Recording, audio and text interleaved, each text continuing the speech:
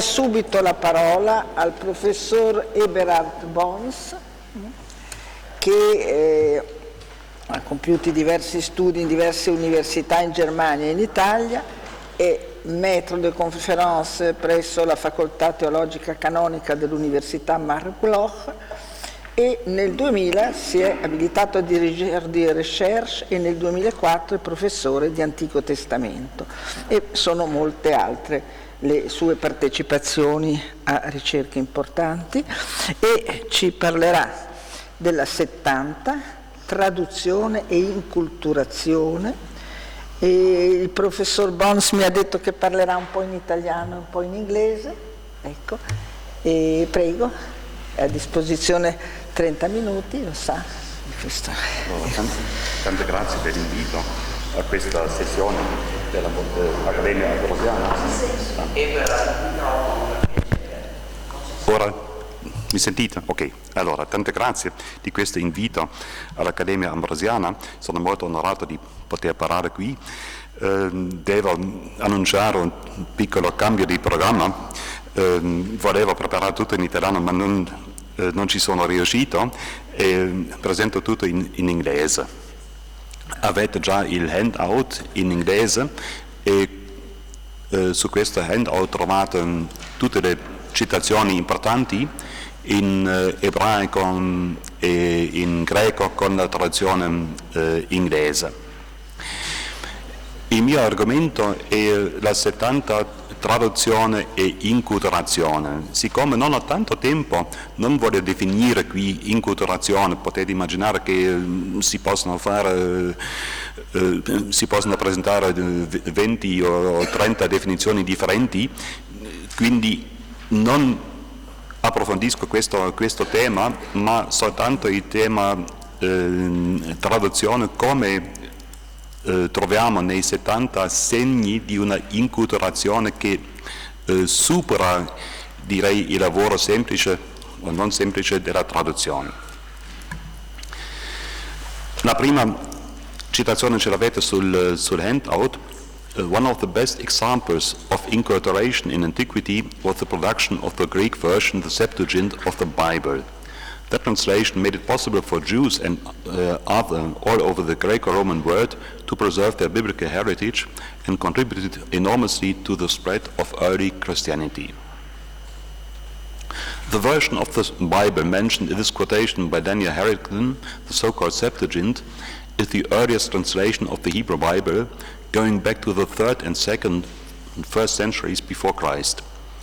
In Western culture, whether in Christian circles or in the field of Greek studies, this version of the Bible was quite unknown for centuries. In fact, during the Middle Ages, it was hardly known outside of Greek-speaking areas before the destruction of Constantinople, and after its discovery in Europe during the Renaissance and Humanism, the Septuagint continued to be spurned by both Catholics, who opted for the Latin Vulgate, and by Protestants, who preferred the Bible, the Hebrew source text. Even those scholars who did serious work on the Septuagint viewed it more as a tool, as a means for studying other corpora, than as a goal in itself. Old Testament scholars used it as a textual witness to the original Hebrew text, exploiting it for text critical purposes. Patristic scholars recognized in it the Old Testament of the ancient church, and only in the last decades the Septuagint emerged as an object of scientific investigation. The Septuagint was one of the first large-scale translation projects in antiquity.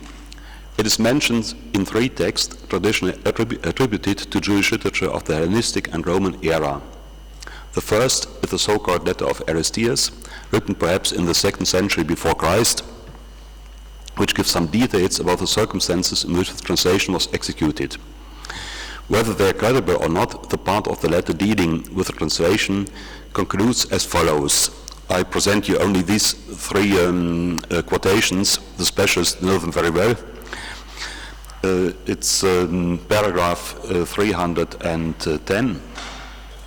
After the book has been read, the priests and the elders of the translators and the Jewish community and the leaders of the people stood up and said, that since so excellent and sacred and accurate a translation has been made, it was only right that it should remain as it was, and no alteration should be made in it. Obviously, the author of the letter of Aristeas is convinced of the excellent quality of the translation, considered to have been made kata pan ekribomenos.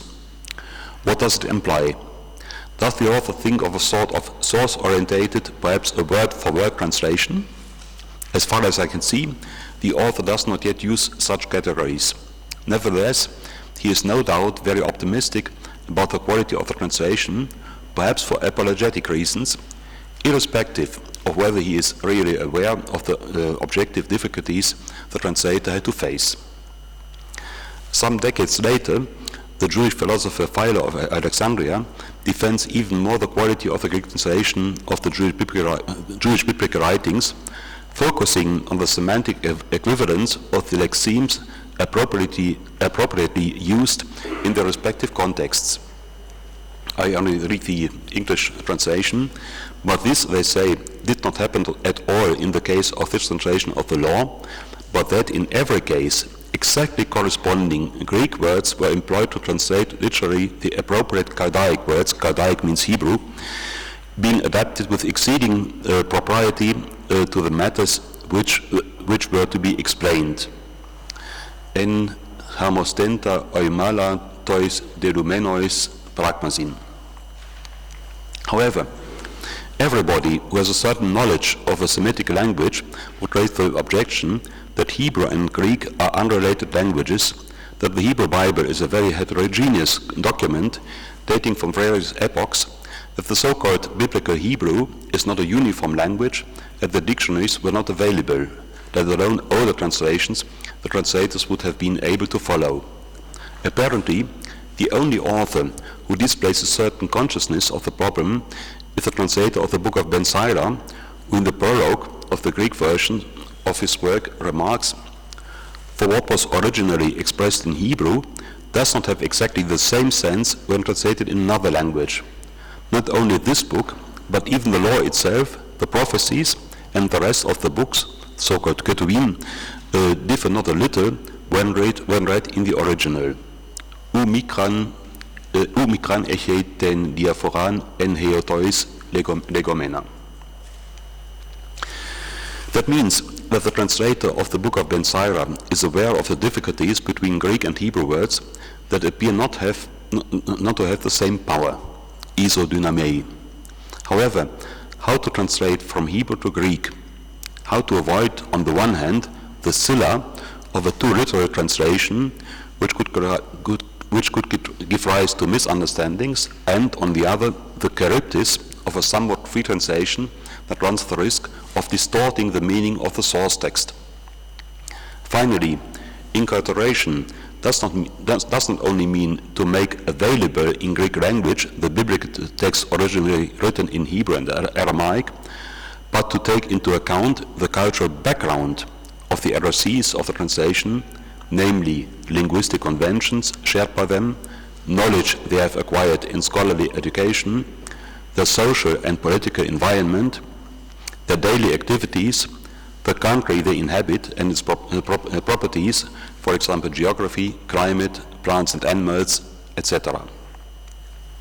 In the main section of my paper, I will give a selection of examples illustrating that the translator used a wide array of translation techniques in order to enculturate, in a certain way, the respective translations.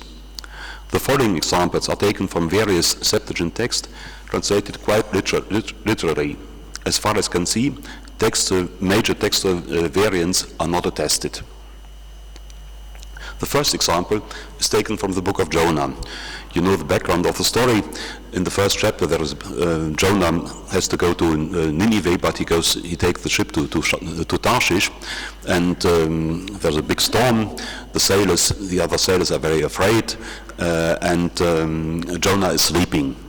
And then he's asked by the captain and by the other sailors, "Where do you come from?" etc., etc. And he answers in Hebrew, the second line, "Ani yare Et Adonai Elohei Hashamayim Ani Yareh, and I fear the Lord, the King of the God of the heavens. In Greek, we have kai ton Kyrion Theon ton Uranu ego Zebomai. That's a quite good Greek translation, but it's surprising. Normally, in biblical Hebrew, the word used to express a relationship with God is the verb yareh, to fear. Its standard Septuagint translation is phobomai, to fear. In this quotation, however, the translator opts for a Greek word more common in the context of worship, zebomai. But on the other hand, zebomai is a word which is very rare in the Septuagint.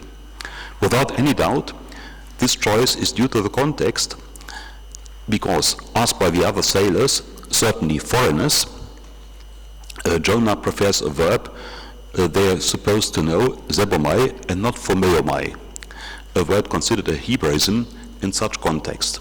So Jonah, speaking to pagan sailors, avoids the word phobeomai, to fear, but he uses the word zebomai, a word they are supposed to understand. Second example, Hosea 4:16, an allusion to Greek mythology. Ki kepera zorera zarach Israel. In Greek we have hoti hos damalis paraestrosa paraestresen Israel. Like a stubborn heifer, Israel is stubborn, translation of the Hebrew text, and in Greek for Israel was maddened like a mad heifer. The Greek translation is remarkable in several respects. Though the verb zarach, to be stubborn, is found at least a dozen times in the Hebrew Bible, the translator of the book of Hosea chooses an exceptional Greek equivalent, paraostrao. Secondly, other than in biblical writings, Jewish literature in Greek does not use the verb paraostrao either in the so-called intertestamental text or in the works of Philo or Josephus. The same is true for the New Testament and the so-called apostolic fathers. No author ever uses this verb or any related word. Like the simple verb, the compound verb paraostrao is a denominative verb derived from the noun oistros. Oistros is a horsefly, una vespa. Some precious information about the anatomy and behavior of this insect can be gleaned from Aristotle's History of Animals. Aristotle classified this insect among bloodsuckers in the History of Animals 596. In addition, the oistros belongs to the Diptera family, whose sting is located to the fore, enabling the insect to pierce the skin of animals. This explains why the primary meaning of the verb paraostrao is to sting, pungere, the implied subject being the horsefly. Greek literature provides more information about mammals whose blood the oistros sucks. We are able to conclude from this corpus that over the centuries Greek authors developed the topos of the ox gone crazy with a horsefly sting. It's interesting to note that this topos is used in two different ways. Così un oistros è una vespa, un insetto che punge un animale, soprattutto una mucca, un bue, e questo bue, questa mucca impazzisce, perché non può grattarsi, perché lo punge a un luogo dove non arriva più. Whatever the context, the phenomenon always takes place in the animal world. On several occasions, there are fairly detailed descriptions of the animal's suffering and its uncontrollable and sometimes violent reactions. The idea of the ox stung by a horsefly appears more than once in Greek mythology. A divinity sends a horsefly to attack a herd of cattle, heifers, or a single animal, often as a way of harassing or punishing their owner. Without going into details, there is, for example, the story of Io.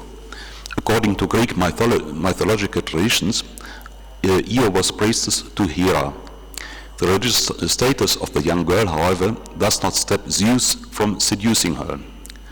Seeking to hide her amorous relationship from Hera, Zeus turned the girl into a white cow. Yet the trick does not have the desired effect. Unable to speak to his wife about the true identity of the heifer and about the metamorphosis to which Io was involuntary subject, Zeus ends up reluctantly giving in to his wife's request to give her the heifer. Once Zeus manages to get the white heifer back, Hera does not delay in avenging this trickery by sending a horsefly to torment the animal and drive it from one country to another. The passage, which is of particular interest to us, is of course formulated differently depending on the author. I quote only one example, Apollodorus, an author who is difficult to date precisely, but who was probably writing after the 1st century CE. Apollodorus simply notes in the second book of the library that Hera sends a horsefly to the heifer. Hera de te boi oistron emballei. There are other interesting passages where this topos is used. I don't present them all. For example, in Homer, in his Odyssey, there are in the 22nd book, lines 299 to 300. It's about Penelope's suitors who are alarmed by the return of Ulysses, and they behave like oxen stung by a horsefly. So that's a kind of topos used several times in Greek literature, and I'm sure that this topos has been taken over in the Septuagint version of Hosea 4:16. Instead of saying Israel behaves like a stubborn cow, they say Israel behaves like a cow stung, or like a calf stung by a horsefly. Another example, Judges 16:19. Perhaps you know the story of Samson and Delilah, and it's 16 verse 19 in the A version of the book of Judges. And kai ekoimisen auton anameson ton gonaton autes kai ekalesen ton kurea kai ex yresen tus hepta bostruchus des kefales otu, and Dalila made Samson sleep upon her knees, and she called a hairdresser, and he shaved the 7 locks of his head. In Hebrew, we only have vatikra laish. She called a man. Surely the translator was able to render laish. Nevertheless, he opted for translation hairdresser, kureus, kurea, the accusative. Perhaps he felt the need to explain that Dalilah's wish could only be fulfilled by a craftsman, an idea which perhaps reflects an urban environment. Perhaps in the countryside in Israel, they didn't distinguish between a normal man and a hairdresser, but in Alexandria, they distinguished between a normal man, an ish or aner in Greek, and a hairdresser. So, this is not a literal translation, but I think it's a kind of incorporation of the Hebrew text in a Hellenistic context. Or another example, there is a mistake on the handout. It's Psalm 80 and 79 in the Septuagint. There we have a very rare word in Greek, the anadendras. That's a kind of vine that climbs up into a tree. In Hebrew, we have, I already read the translation, the mountains were covered with its shade. It's the shade of the vine. The mighty cedars with its branches. RCL. And in Greek, there is some difference because the verb kasu is interpreted as an active verb, so that gets ekalypsin in Greek. Ekalypsin ore heskia otesk kai he anadendrades otestas kedrus tu theou. its shadow covered the mountains, and its shoes equaled the goodly cedars.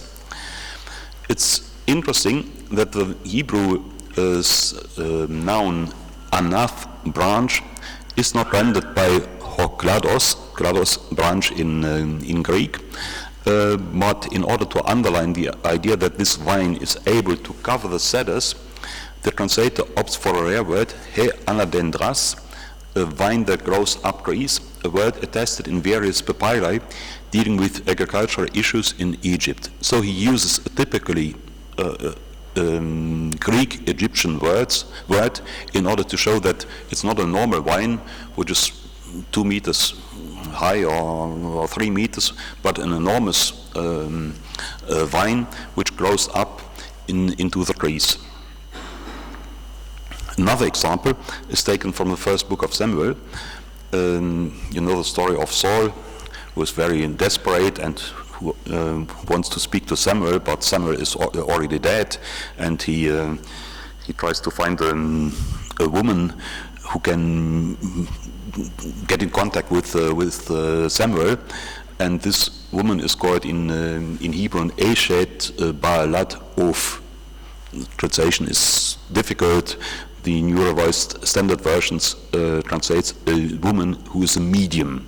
The term Of is not very frequent in Hebrew. And this word is translated by Zetesete moi gynaika engas trimiton. Seek out for me a woman, a ventriloquist. So here we have another kind of inculturation. A ventriloquist is used in divination contexts, and because the translators perhaps didn't know what Baalat Of means, they inculturated this word into a Greek context. One other example is found in the book of Job. So we have another kind of literature of the Hebrew Bible. In chapter 29, Job remembers his past when he still was a rich man and appreciated by his neighbors, by his family. And he says, the nobles refrained from talking and laid their hands on their mouths when Job came to the marketplace. And in Hebrew we have V'kaf yasimu lepeyem.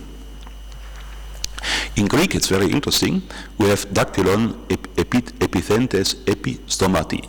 They laid their finger, in the singular dactylon, on their mouth. First I said, okay, this is not very interesting. It's only a kind of variant. Instead of saying they put their hand on the mouth, they put only a finger on their mouth. We understand this gesture. But I found that in the Hebrew Bible, when speaking of silence, you always put your hand on your mouth. It's in Micah 7:16, and once more in Job 21:5, and it's once in the book of Ben Sira 5:12. These other passages are translated quite exactly in Greek by hekeir, the hand, but only in Job 29 we have dactylon, dactylos in the nominative. There is an interesting parallel in Plutarch, De Iside et Osiride. It's about Hebrew divinity, and there we have diato stomatiton dactylon eke proskeimenon echemithias kai ziopes symbolon. Therefore, he takes a finger on his mouth as a token, as a sign of silence, and Echemithias is the same, and Ziopes of silence. So in the Egyptian context we have the same gesture to put a finger on one's mouth. Now I come to my conclusion. These are only 6 or 7 examples where I'm sure the translators have the same Hebrew text as we have today, surely without vowels. And these examples show that the Septuagint is not only a more or less literal Greek translation of an underlying Hebrew or Aramaic source text, it also shows that the translators aimed to creating a text not only understandable for a Greek-speaking public, but for a public which is living and in a specific Hellenistic environment. Thank you very much. Grazie.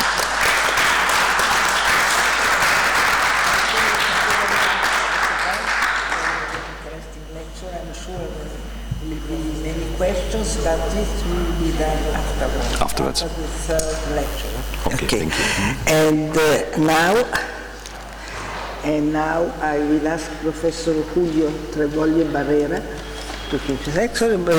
Professor Trevoglio Barrera is professor of Hebrew language and literature at the Universidad Complutense de Madrid, and the director of Institute of Science of Religions in the same university, and he's a member of the International Committee for the Dead Sea Scrolls, and has many other important charges, and he will talk to us on the subject of cruces entre las direcciones antiguas del texto hebreo y la Septuaginta, recuperación de lecturas antiguas.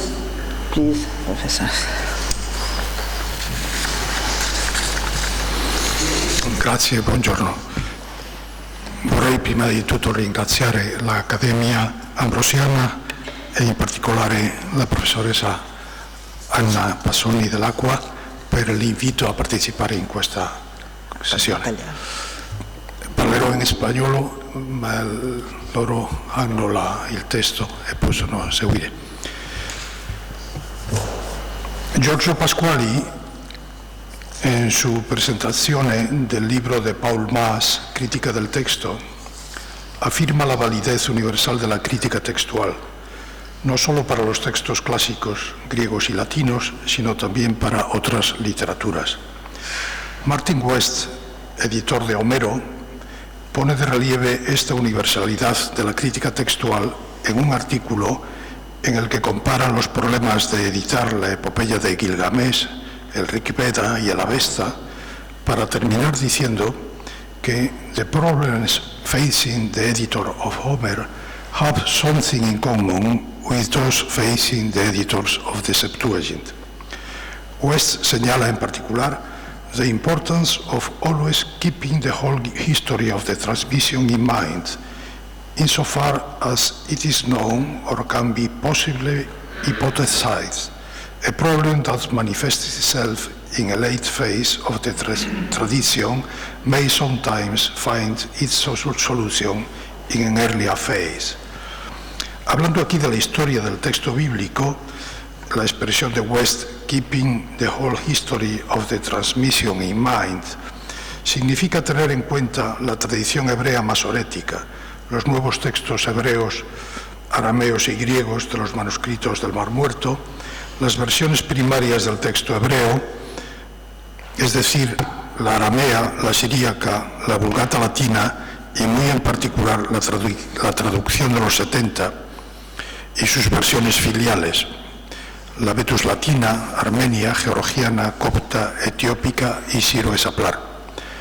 Haré primeramente una presentación muy general de los problemas de cada versión en relación con el texto hebreo o griego de base, lo que equivale a una primera evaluación del valor crítico de cada versión o del testimonio cruzado entre unas y otras. Si algo han enseñado los manuscritos de Qumran es que cada libro tiene su propia historia textual, de modo que no se puede generalizar en exceso. Prestaré por ello especial atención a los libros de los reyes a partir del trabajo de edición crítica de la versión griega en la serie de Göttingen que preparo en colaboración con mi colega Pablo Torijano de la Universidad de Madrid. Y en un segundo paso expondré como cómo testimonios tardíos y carentes de valor crítico conservan, sin embargo, colecciones de lecturas antiguas que se remontan al texto más antiguo reconocible de la versión de los 70. Lecturas marginales de manuscritos y glosas introducidas en las versiones se remontan a la etapa más antigua conocida de esta versión. De este modo, se cumple la observación de Martin West, según la cual a problem that manifests itself in a late phase of the tradition may sometimes find its solution in an earlier phase.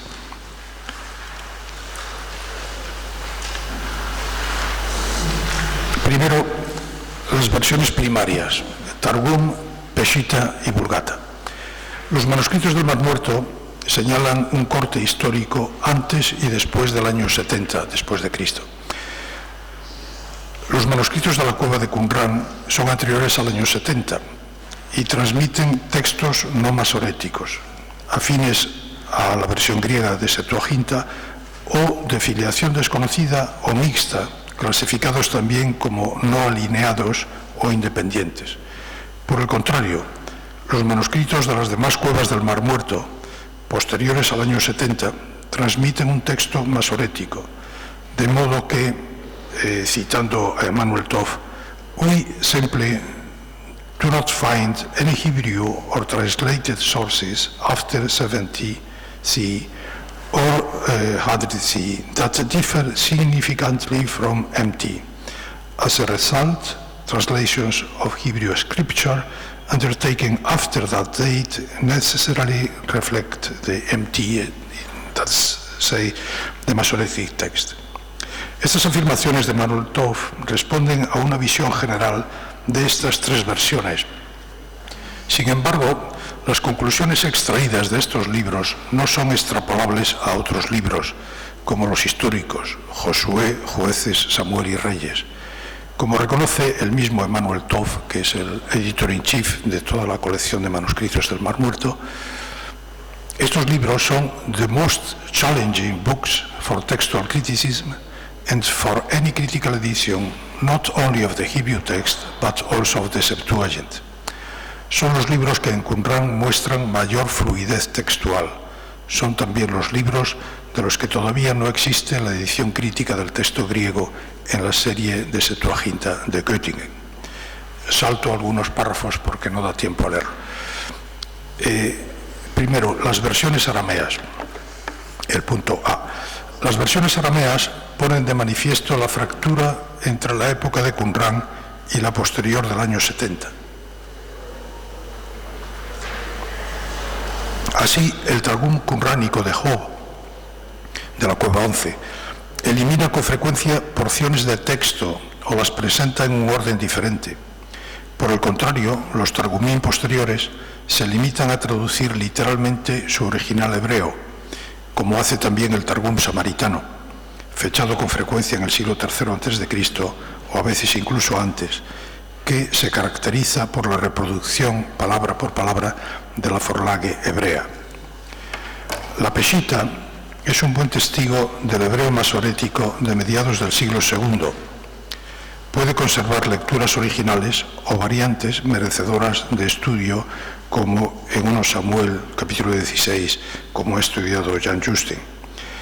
Una de las cuestiones más debatidas acerca de la Peshitta ha sido la del influjo que la versión griega y las versiones arameas pueden haber ejercido sobre ella. Hasta mediados del siglo XX prevaleció la tendencia a reconocer tal influjo, pero con posterioridad se ha tendido a pensar que las lecturas aducidas en apoyo a esta hipótesis pueden ser atribuidas a técnicas de traducción comunes a una misma tradición exegética o a una Vorlage diferente. Salto todos los ejemplos, pero los tienen ahí desarrollados. Tercero, la Vulgata. La Vulgata es, como se piensa generalmente, extremadamente fiel a su original hebreo. Son significativos los casos en los que en el primer libro de Samuel la Vulgata sigue al texto hebreo masorético frente a la lectura griega y de la cueva cuarta de Qumran, el manuscrito E.A. de Samuel, y como el ejemplo que tienen ahí expuesto. Las tres versiones adquieren valor crítico en los casos en los que el texto masorético es problemático. El título de esta ponencia es justamente los cruces entre versiones, y eso es lo que voy a desarrollar. Las tres versiones adquieren valor crítico en los casos en los que el texto masorético es problemático, particularmente cuando las versiones aramea, siríaca y vulgata por sí mismas o junto con el texto griego apuntan a una lectura original. Un ejemplo bien conocido es el del Génesis, capítulo 4, donde la laguna, después de Caín dijo a su hermano Abel, es rellenada con la frase «ven, vayamos los dos fuera», que falta en el texto hebreo. Sin embargo, aparece en el Pentateuco samaritano, en la versión griega, en la Peshitta, en la Vulgata y también en el Targum Pseudo-Jonatán. En el libro de los Reyes, del cual hablo más porque es el que más conozco, las tres versiones muestran coincidencias significativas con lecturas de la versión griega, tanto en la sección no caigué, en la que se conserva el texto de la antigua Septuaginta, como en la sección caigué, en la que el texto mayoritario representa el texto caigué, mientras que el texto antioqueno, una vez expurgado de sus elementos tardíos, conserva un texto próximo al original de la versión griega. En la sección caigué, es decir, en el segundo libro de los Reyes, se encuentran al menos 43 casos en los que estas versiones, o alguna de las tres, coinciden con la Septuaginta en lecturas no masoréticas, que por lo general son consideradas preferibles a las del texto masorético. Por ejemplo, en 1 Reyes 18:26, frente al singular del texto masorético, Asa, el plural de Septuaginta, epoiesan, viene atestiguado por la Peshitta y la Vulgata, así como por 30 manuscritos hebreos medievales. En la sección caigué, estos casos son 32, a los que se añaden otros 28, muy significativos, por cuanto coinciden con el texto antioqueno frente al texto caigué, atestiguando de este modo el texto de la versión original, que representa un hebreo con variantes respecto al texto protomasorético. Y tiene ahí unos cuantos ejemplos de cruces de versiones, como coinciden versiones que jamás tuvieron contacto, como puede ser la Vetus Latina, la Armenia o la Etiópica. El hecho de que coincidan en una variante, aunque sea mínima, algunas no tienen valor, demuestra que tenían una forlague común. Es de señalar que en todos los casos reseñados, las variantes de las tres versiones, o de alguna de las tres, así como las de la versión griega, se encuentran en la tradición hebrea medieval. Bien, salto esto y paso. Asimismo, son de señalar las frecuentes coincidencias entre lecturas de las versiones primarias con las filiales de 70. Esto quiero darle importancia. O sea, las frecuentes coincidencias entre lecturas de las versiones primarias con las filiales de 70, las versiones armenia y etiópica, que atestiguan la pertenencia de tales lecturas al texto griego original. Con ello pasamos a considerar las versiones derivadas de la versión griega, habiendo constatado que en las fases tardías de la tradición bíblica, como son las tres versiones citadas, se manifiestan problemas que tienen, como decía Martin Quest, tienen su origen en fases anteriores. El segundo punto, las versiones secundarias. Y esto tiene más importancia para una edición crítica de la versión griega. Son la Vetus Latina, la Armenia, georgiana, copta, etiópica y siroesaplar. En las introducciones a las versiones de la Biblia griega, como son las clásicas de Svete, de Jellicoe y la más reciente de Fernández Marcos, así como también en las introducciones a la crítica textual de la Biblia hebrea, como es la muy conocida de Manuel Toff, se observa una progresiva disminución de la atención prestada a las versiones en general, y especialmente a las versiones secundarias de 70. Es muy significativo del estado de los estudios actuales. Sin embargo, los manuscritos de Qumran han venido a revalorizar las versiones secundarias, en particular la Vetus Latina, como cauce para reconstruir el texto original de la Biblia griega. Hago referencia ahí al libro de los jueces, a Jeremías, Ezequiel, Job y varios libros más en los que cada vez se reconoce más que el testimonio de la Vetus Latina es enormemente importante y sobre todo que aporta textos no conocidos, perdidos en griego y en hebreo y conservados en la más antigua tradición latina. Los manuscritos del Mar Muerto han permitido un mejor conocimiento de la historia de la versión griega. El manuscrito de Profetas Menores de la cueva de Nahal Heber ha dado a conocer la existencia de la recensión denominada Caigué, teodaciónica, realizada en Palestina como en torno al cambio de era, que representó el primer paso en el proceso de revisión de la versión de los 70, cuya finalidad era adaptar su texto al hebreo protomasorético, que comenzaba por entonces a convertirse en texto autorizado. El problema que se plantea, como en toda edición crítica, es cómo llegar al texto original o más antiguo. Y en estos libros la única vía pasa por el texto antioqueno, en el que se distinguen dos niveles, y esto crea una enorme dificultad. Tienen ahí un esquema, como todo esquema es bastante simplista, pero da una idea de la complejidad de la transmisión textual de un libro bíblico, como es en este caso el libro de los Reyes.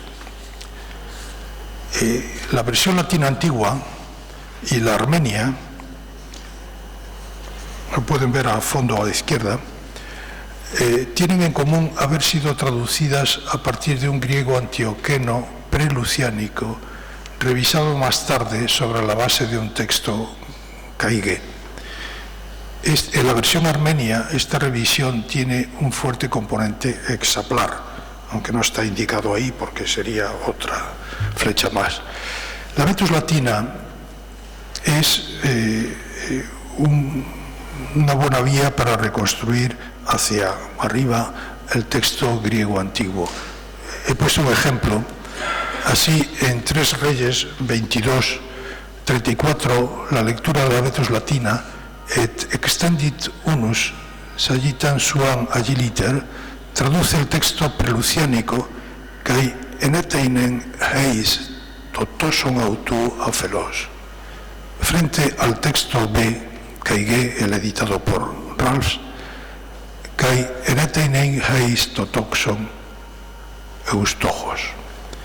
El pronombre suam refleja la lectura autu, atestiguada por el texto antioqueno, junto con otros 2 manuscritos del grupo A. El carácter preluciánico de esta lectura viene confirmado por su presencia en la versión armenia, en su extracto pre-hexaplar, así como en las versiones copta y etiópica. Es un ejemplo demasiado sencillo que no prueba mucho, pero indica cuáles son las conexiones entre unas versiones y otras. La versión armenia fue traducida a partir igualmente de un griego preluciánico, como muestran las coincidencias con la Vetus Latina y Josefo. Estas coincidencias son la clave de todo el proceso de edición. Cómo pueden coincidir un texto armenio con Flavio Josefo y con la Vetus Latina. Así, en 4 Reges 17:11, el uso del imperfecto corresponde al imperfecto antioqueno esimion frente al aoristo del texto mayoritario esimis miasan.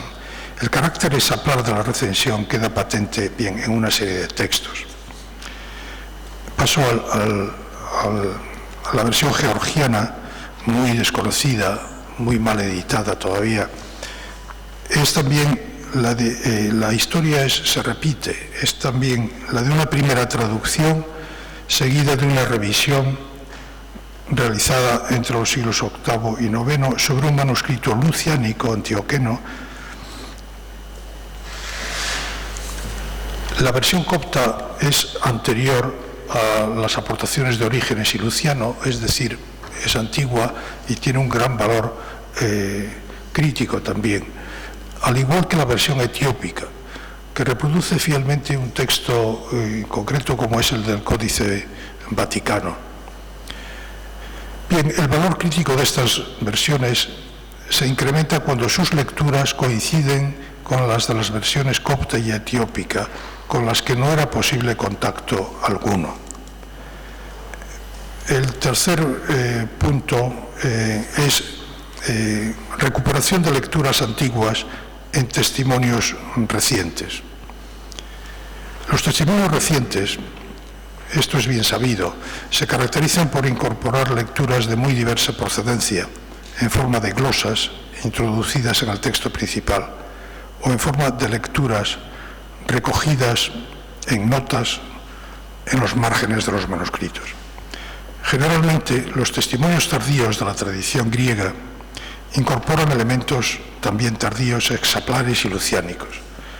La historia del texto griego es la de un proceso de revisión continuada del texto de la versión primera para adaptar su texto al de la veritas hebraica, significada por Áquila, Símaco y Teodoción, y en definitiva por la recesión esaplar. En consecuencia, la crítica tiende a atribuir al influjo esaplar o luciánico muchas de las lecturas del texto antioqueno.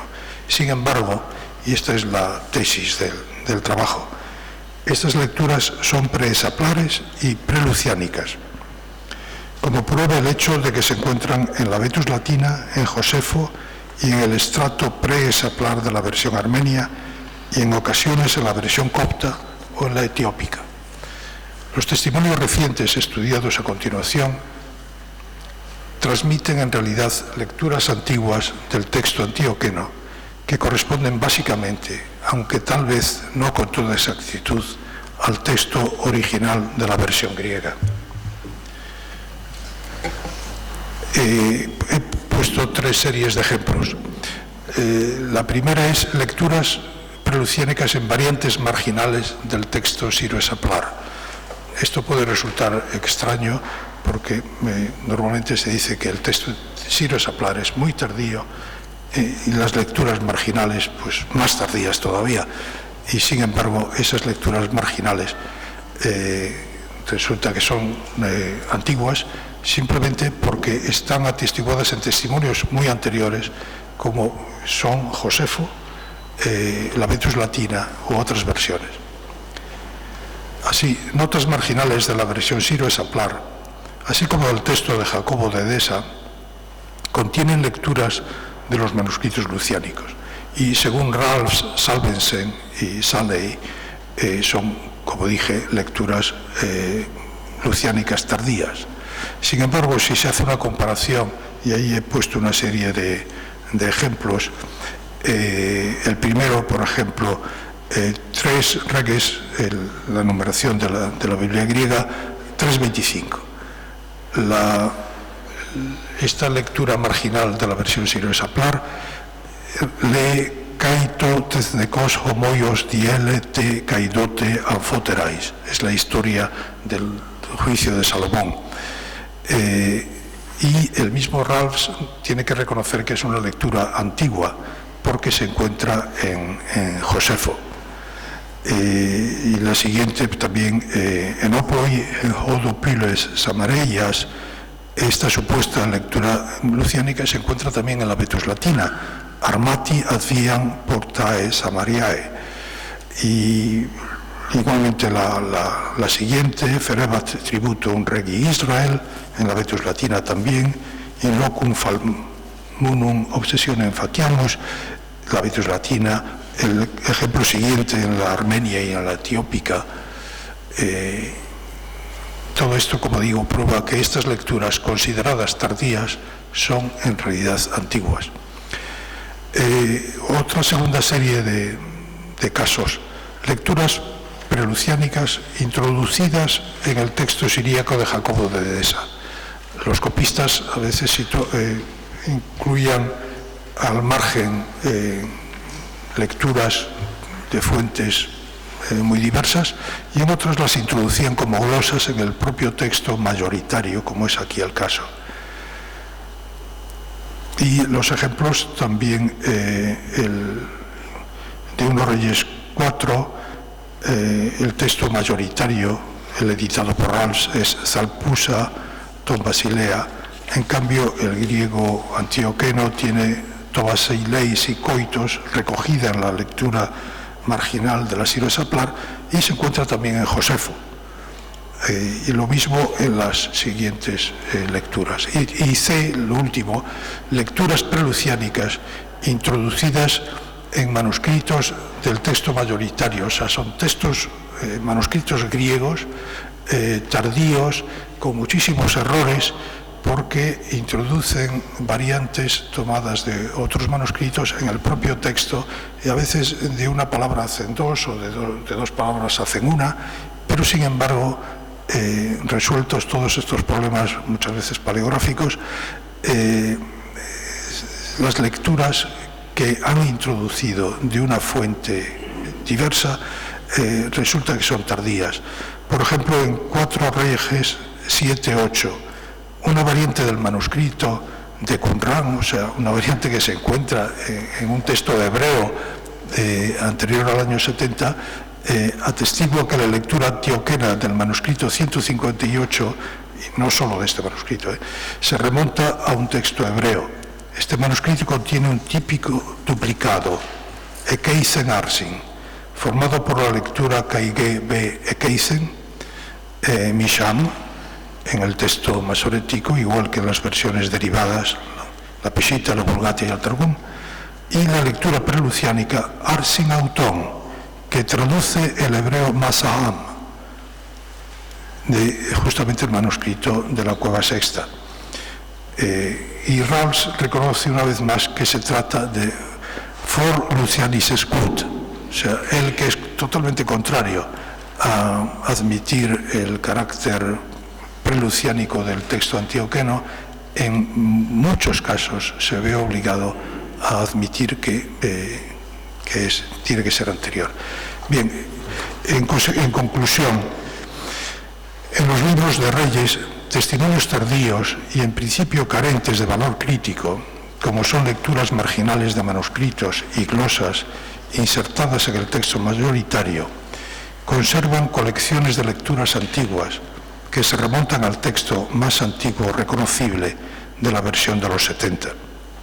Las versiones antiguas, tanto las primarias derivadas del texto hebreo como las filiales de Septuaginta, poseen mayor valor crítico del que se les suele reconocer actualmente, sobre todo, como ya dije, cuando hay cruces, cuando la Petrus latina, la armenia o la copta o la etiópica coinciden en una misma lectura.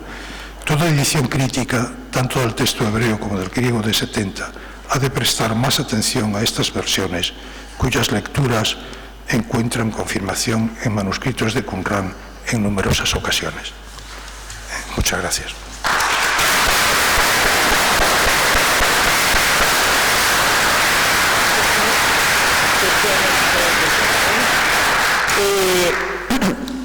Ora abbiamo il professor Craig Morrison, che è anche una piacevole sorpresa per quelli che hanno avuto notizia del nostro programma solo dal primo invito, dal primo cartoncino, e piacevole anche perché oltre ad essere docente di siriaco e aramaico talmudico presso il Pontificio Istituto Biblico, è anche nostro accademico e soprattutto segretario accademico della sezione siriaca della classe di studi del Vicino Oriente dell'Accademia Ambrosiana. L'argomento è il Targumim, la Bibbia al di là dei confini di Israele. Prego.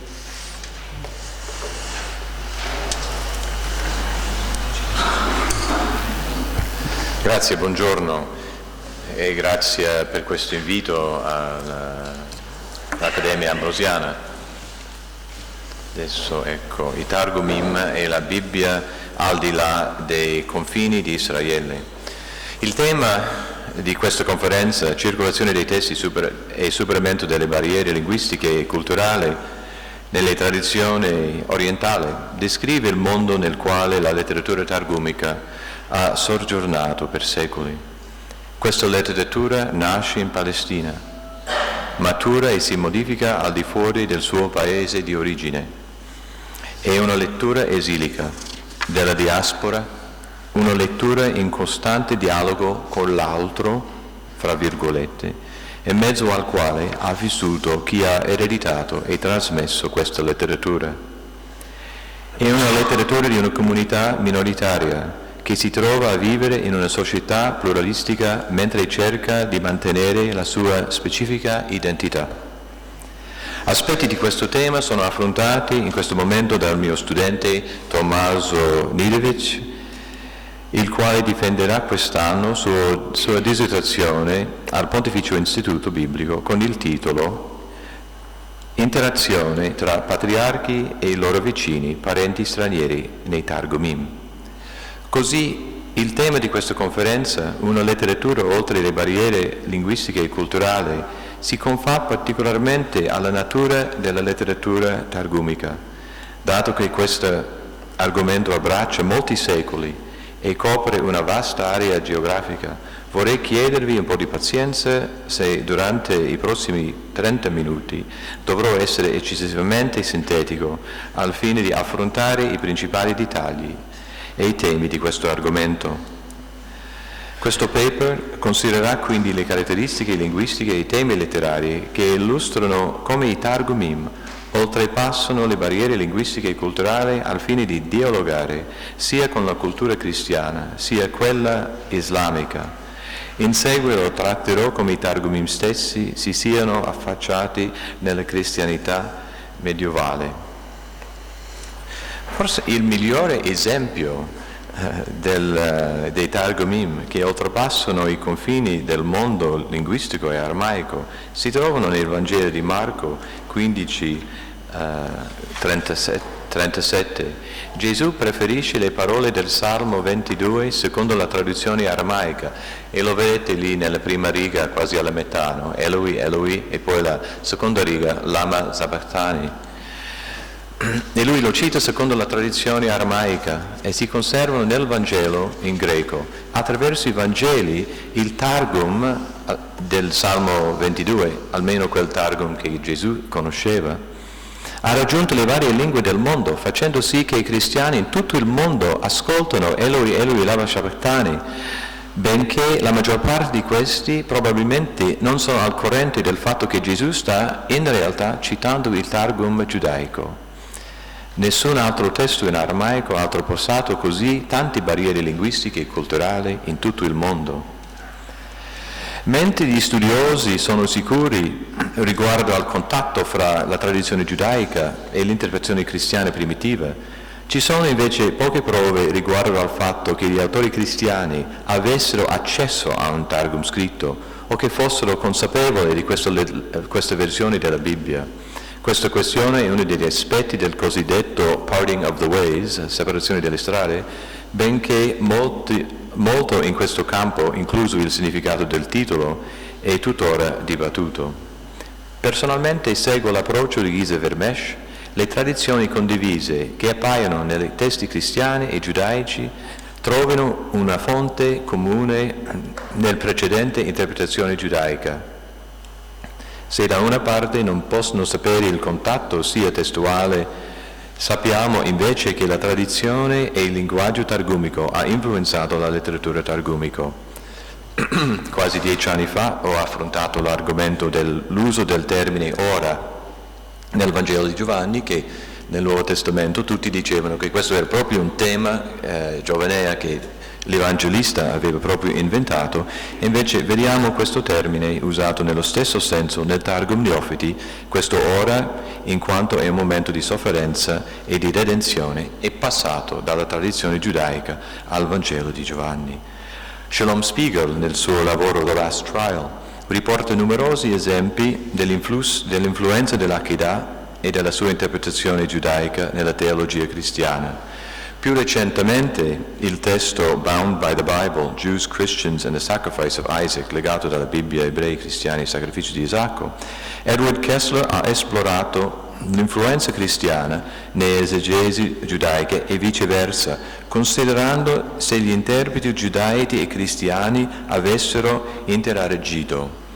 Devo dire che il libro è interessante, non sono molto convinto, però è affascinante. Ancora una volta vediamo i problemi metodologici siano anche qua un legione.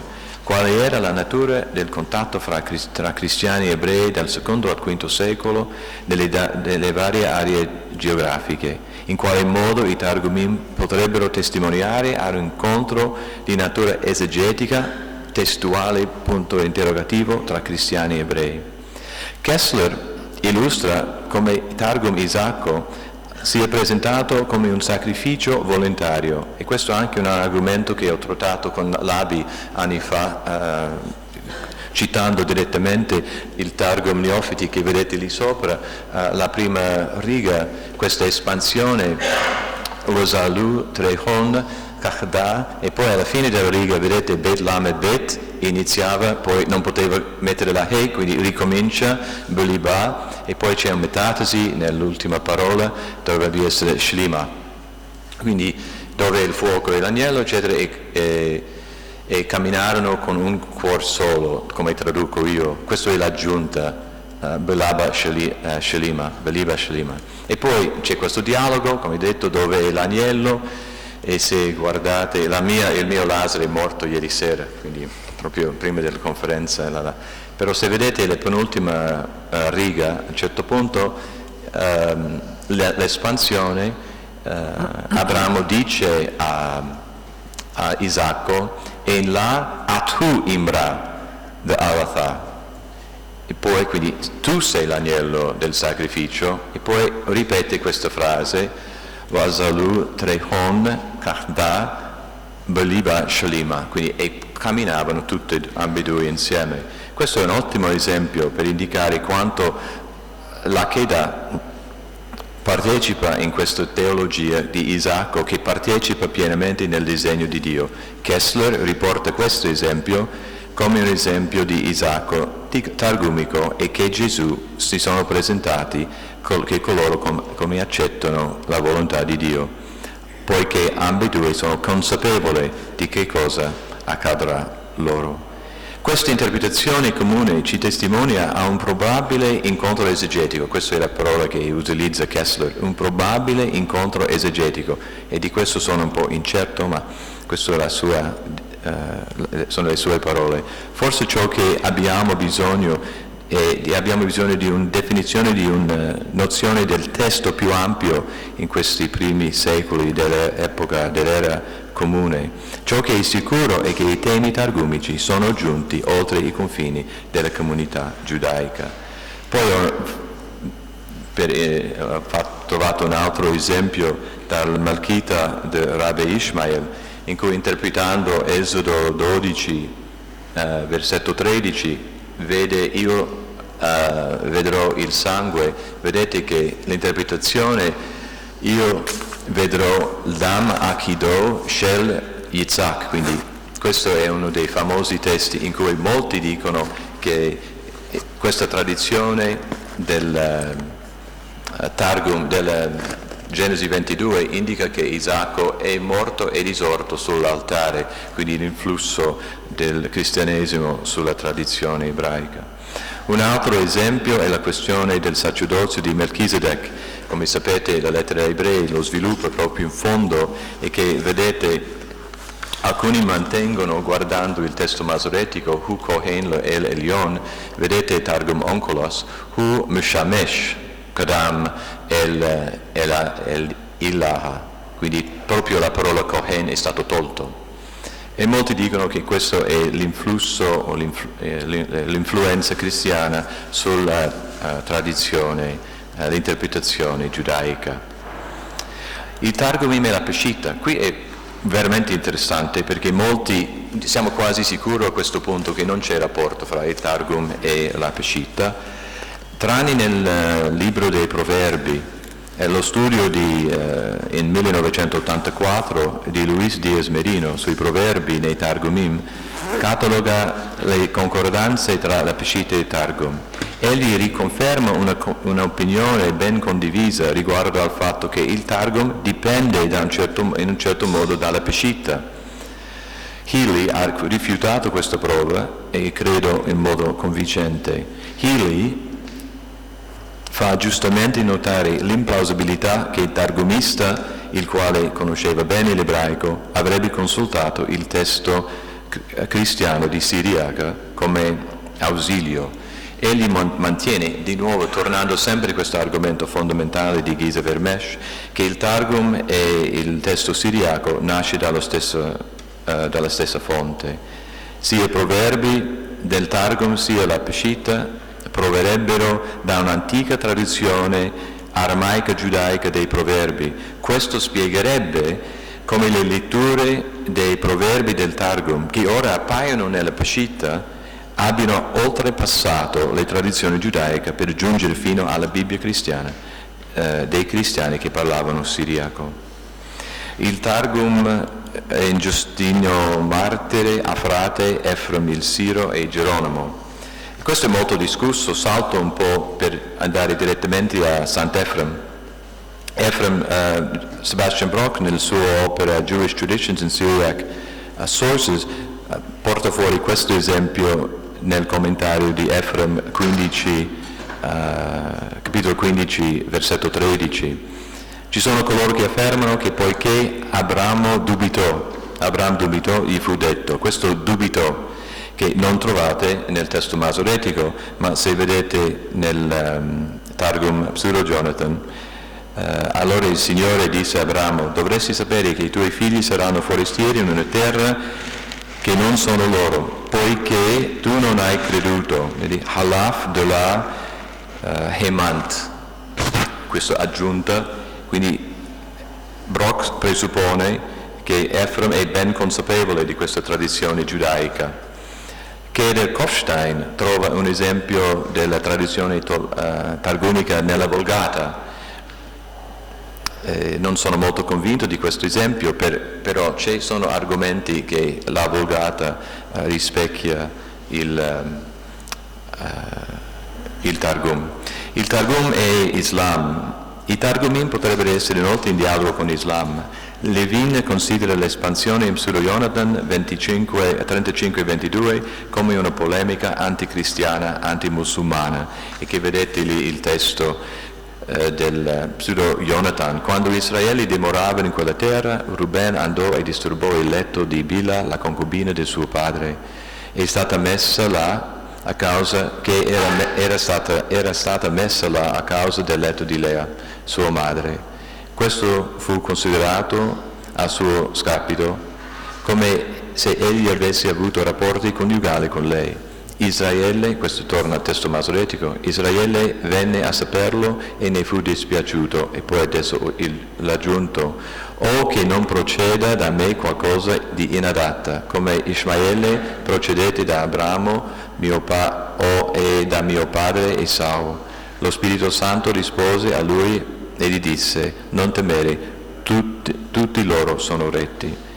Citando Lavin, il Targum passa all'offensiva usando questo Midrash in modo molto libero.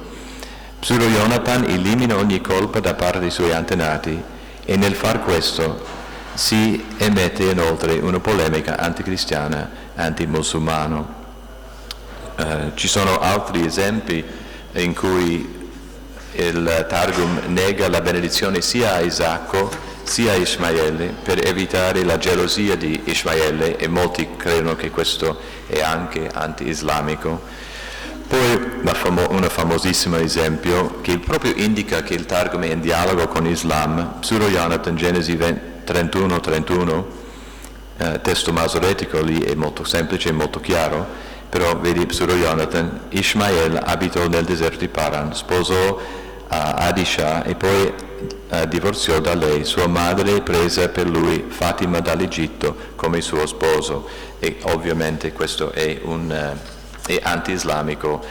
perché va contro Levitico 18-17, questo gesto di prendere la figlia. Prestiti linguistici, ci sono vari esempi. Ho fatto un lungo discorso su questa questione con Aaron Butts sulle parole, i prestiti linguistici. Ce ne sono, il problema è cosa significa, e lui mi ha confermato che infatti questo è un problema, che ce ne sono problemi come interpretarli. Quindi vi faccio vedere 2 piccoli esempi in cui avete la parola strategos in 1 Samuele 10-15, vedete la parola ebraico nitzibei e tradotto con la parola strategos in greco. Un'altra parola anche sempre affascinante per me è la parola cane, che è molto offensivo in aramaico, quindi quando il targumista arriva alla parola cane non lo traduce e, come vedete, adopera la parola idiotes greco, idiot in aramaico, così. Ecco, questo è quasi sempre. Quindi di nuovo ecco l'esempio, punto interrogativo, perché? Possiamo inventare, no, che era troppo offensivo, ma questo viene da me, non è chiaro questo dal testo stesso. Poi ci sono altri esempi, la famosa legna dell'arca, gofer, cos'è? Nessuno lo sa, e onkolos lo traduce kedros, dalla parola kedros greco, cedro. Quindi ci sono questi esempi delle prestiti linguistici, ci sono tanti esempi, la questione per me rimane cosa significa, come interpretarli. Bene, la storia della traduzione dei Targumim in Europa, cioè come entrano i Targumim in latino. Questa storia è parallela alla storia della giudofobia nella cristianità europea e alla comparsa dell'ebraismo cristiano. È molto difficile stabilire se gli autori antichi cristiani come Geronimo avessero accesso a una versione scritta del Targum. Inoltre, come ho già fatto notare, il concetto del testo nell'antichità forse deve essere ampliato. Alcuni studiosi dicono che non c'è nessuna citazione della letteratura giudaica da Geronimo fino ai umanisti. Però possiamo dire che Hugo of St. Victor e Andrew of St. Victor, ambedue nel XII secolo, i loro testi contengono parafrasi del Talmud e del Targum, probabilmente attraverso i commenti di Rashi. Jeremy Cohen, studioso a Tel Aviv, delinea gli avvenimenti del XIII secolo, come questi avvenimenti portavano un rinnovato interesse nei confronti del testo ebraico, e qui cito Cohen. Generalmente le crociate, oltre che a risvegliare l'Europa riguardo al problematico status degli ebrei, hanno allargato le frontiere sociali, economiche e culturali della cristianità in Europa.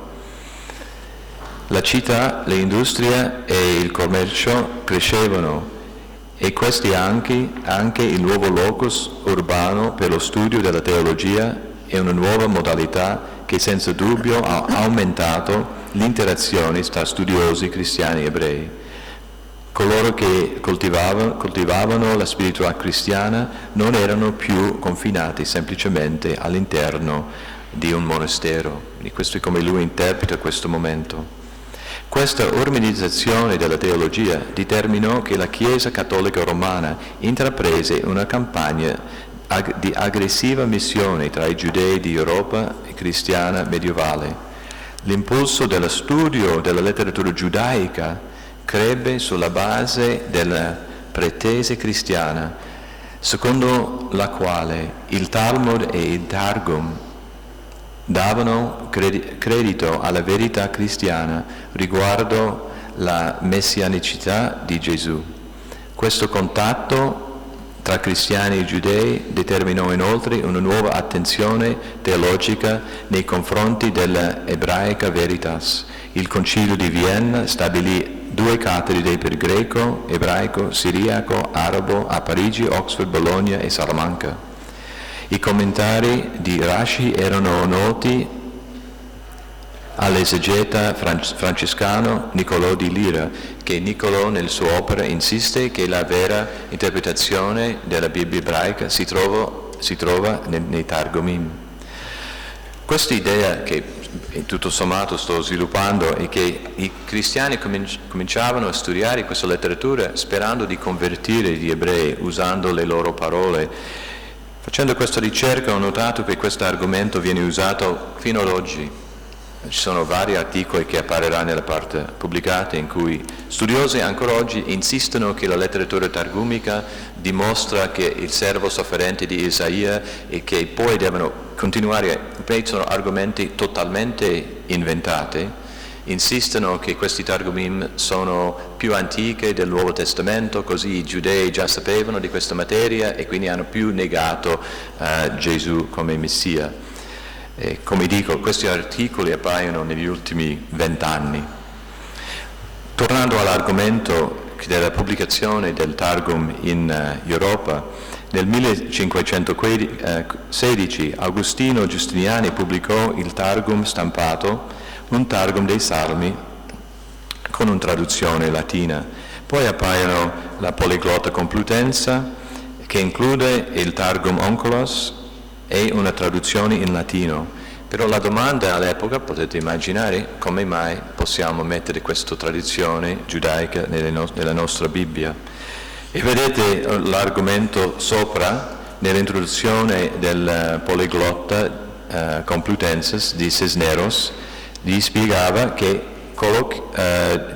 aveva collocato il testo della Vulgata e nella colonna centrale in mezzo alla colonna dei testi ebraico e greco, che rimangono così ai due lati, e citando ciò che scrive, come si ponessero tra la sinagoga e la chiesa orientale, allo stesso modo in cui si pongono destra e sinistra i due ladroni, invece al centro Gesù, la chiesa latina romana. Brian Walton deve anche trattare la questione di perché continua di pubblicare il Targum. Lui si rifà all'autorità di Geronimo, citando il prologo della Bibbia di Sebastian Münster, cito, che Geronimo non ha considerato l'imparare dai giudei cosa al di sotto della sua dignità. Walton inoltre, tornando proprio all'inizio del mio discorso, richiama il fatto che Gesù stesso dalla croce avesse parlato in aramaico, imum multum nobilitavit Dominus Targum. Senza dubbio il Signore ha nobilitato il Targum nel momento in cui, pendendo dalla croce, pronunciò le parole di Salmo 22, non secondo il testo ebraico, ma dal Targum, consacrandolo quindi con la sua bocca sacra. Però Walton si unisce alla diffusa opinione che afferma che il Targum supporti la posizione cristiana riguardo alla